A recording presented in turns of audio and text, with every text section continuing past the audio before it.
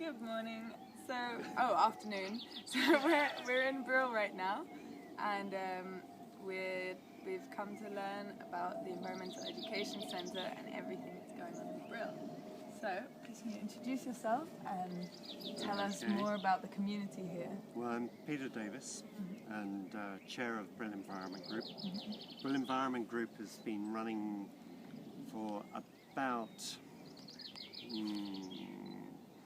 10 years or more, and it actually has its roots in something in the village called Brill Society. Brill Society actually was set up to look after the built and natural environment of the village. It was set up in the 1960s, and it keeps a weather eye on all developments of any kind that can impact on the quality of the environment of Brill. And it's got big membership, very loose knit membership of people in the village. So Brill Environment Group, that was essentially set up to buy this place and this field in collaboration with our friends Dave and Kath Croydon, who, when this came up for sale after that barn was ruined in a gale, it was a field barn used for sheep. They bought it on the condition that it became a facility for the village, and that really was the inspiration for the Environment Group, to actually have a facility that was a focus for people's environmental and conservation and natural history interests. It took 5 years to raise the funds to rebuild it, and it was rebuilt from all the natural materials that the original barn was. Wow. It was deconstructed in order to be reconstructed. Yeah. And it sits in one of the 3-acre fields given to cottagers by Charles I in 1632 or thereabouts as compensation for the loss of forest rights after he decided to sell off Burnwood Forest to the landowners and the lords of the manor. And this was compensation to villagers to have 3-acre fields and 40 acres of common land. Everything you see behind this is common land for quite some distance.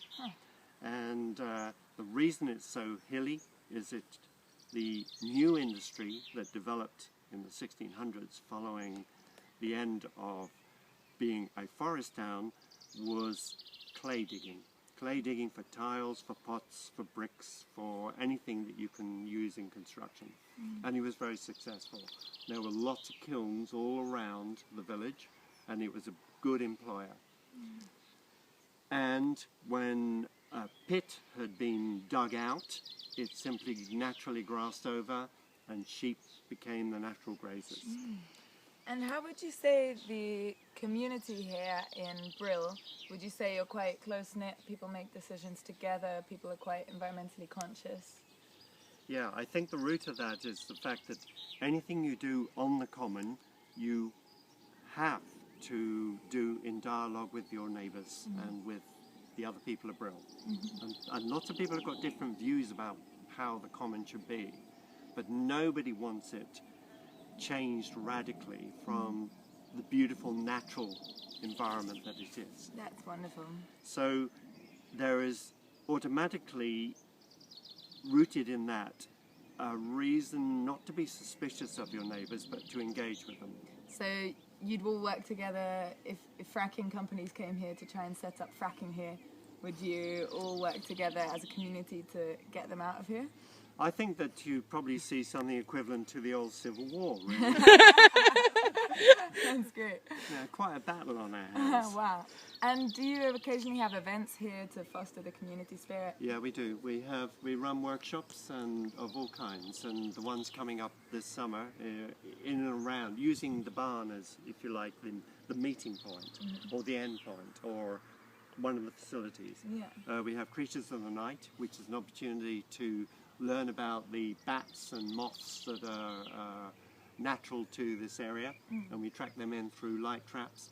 We have Midsummer Music in June, which is, this will be the 4th or the 5th year we've run it, when local bands and singers and musicians play freely while people picnic around and have a great evening.